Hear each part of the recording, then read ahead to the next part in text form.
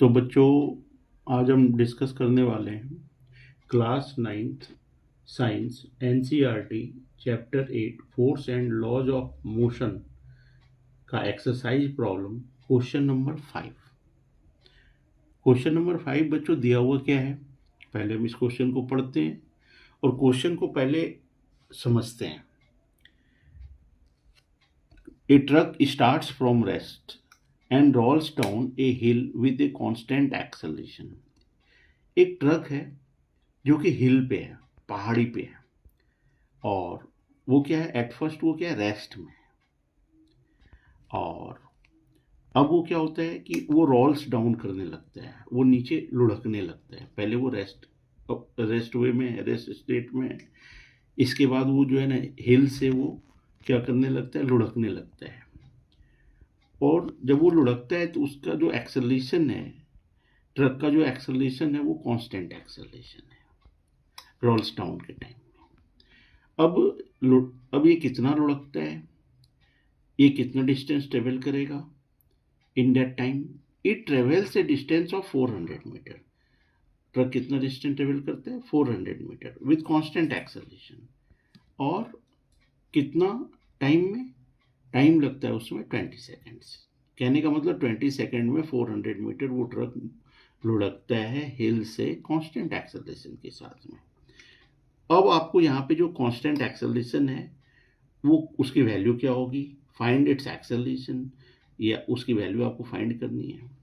इसके बाद वहाँ पे जब ट्रक लुढ़क रहा है तो ट्रक का कुछ लोड भी होगा, या हो सकता है कि उसमें कुछ मास रखा हुआ हो, ट्रक का भी लोड हो, उसमें कुछ सामान भी रखा हो। आगे सामान के बारे में कुछ दिया हुआ नहीं है।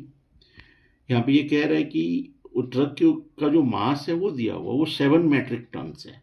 Find the force acting on it if its mass is 7 metric turns.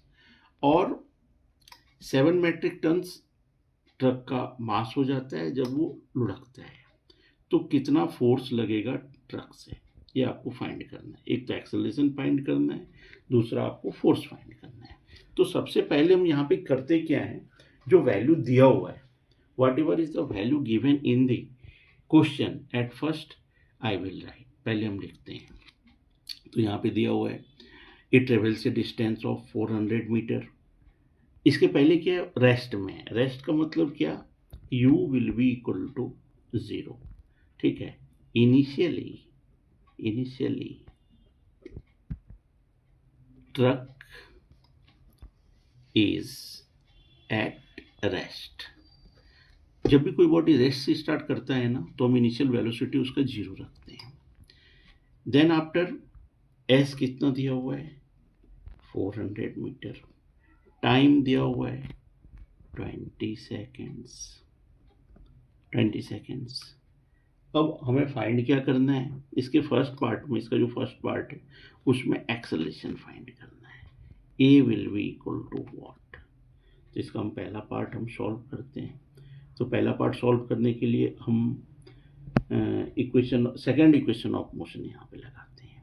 हम जानते हैं, we know from second equation of motion.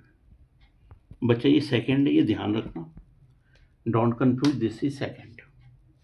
तो सेकंड इक्वेशन ऑफ मोशन से हम डिस्प्लेसमेंट का ये फॉर्मूला होता है S equal to u t plus half a t square.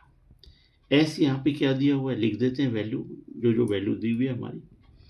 You की वैल्यू यहाँ पे 0 है, टाइम 20 सेकेंड है, लिख देते हैं प्लस 1/2। ए की वैल्यू यहाँ पे कितना है, ए की वैल्यू तो है नहीं, ए की वैल्यू तो हमें फाइंड करना है, तो ये लिख देते हैं। टाइम यहाँ पे क्या है, 20, तो 20 का क्या हो जाएगा, स्क्वायर, टी स्क्वायर है यहाँ पे। अब हम यहाँ पे क्या करते हैं, इसको ऐसे लिख सकते हैं 400।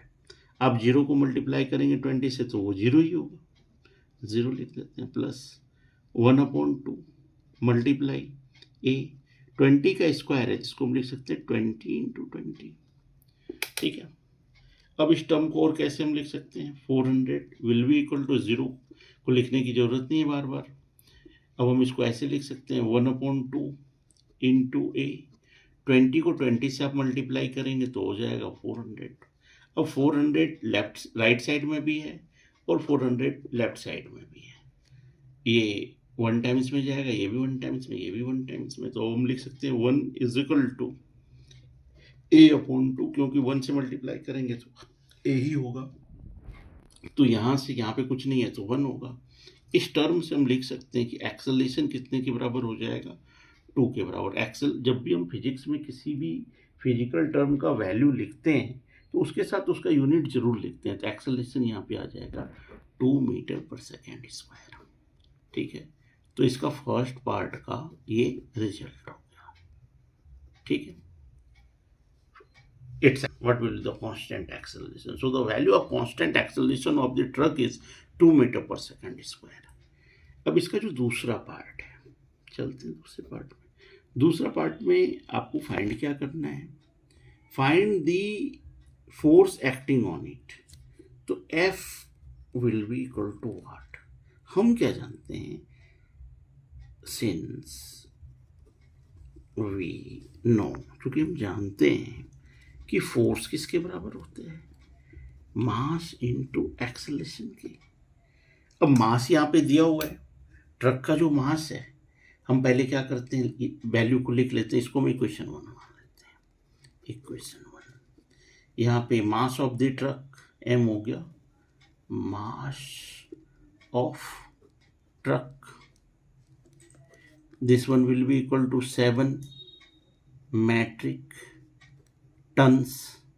और आपको पता है कि 1 टन्स कितने के बराबर होते हैं, 1000, तो m will be equal to 7 into 1000, ये 7000 kg हो गया। 1 मैट्रिक टन 1000 kg के बराबर होता है, 7 मैट्रिक टन 7000 kg के बराबर हो जाएगा।